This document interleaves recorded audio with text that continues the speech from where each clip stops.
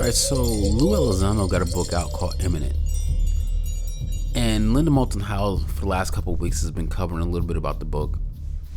And I believe he goes into green orbs. Now, I haven't seen any green orbs, but I have seen the blue ones. So this is a story about the time I interacted with the blue orbs. So I was living in Tampa, Florida at the time. It was a nice evening out, and I was doing a open eye Reiki meditation. So I'm out in my backyard, and a shooting star flies past up in the night sky. And right after the first one flies past, another one flies past. And I think to myself, oh, focus on what you're doing. It's just a shooting star.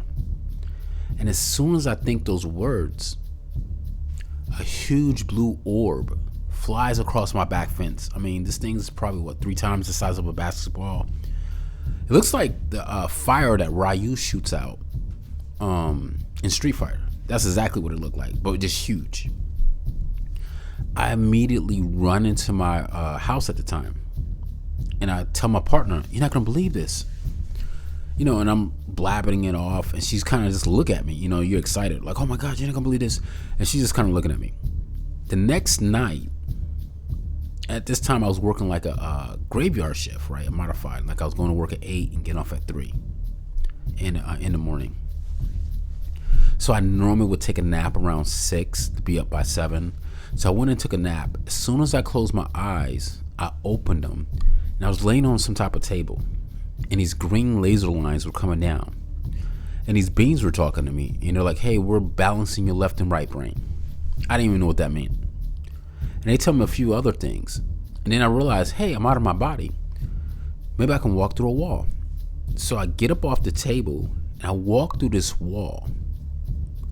And when I walk through the wall, I'm in the bedroom, my old bedroom as a child, like when I was like 7 years old.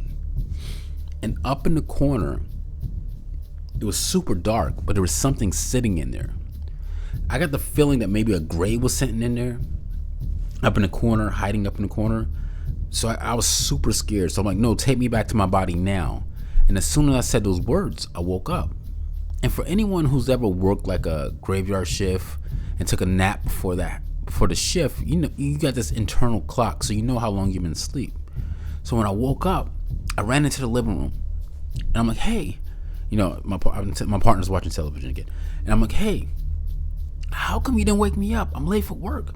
And she's like, what are you talking about? You only been in there for like 10 minutes. And I looked at the clock. I literally only been laying down for 10 minutes, but felt like I've been gone for hours. And this is the first time I've actually experienced, realized that time can be controlled or manipulated. But that was my story about the blue orbs and my interaction with them.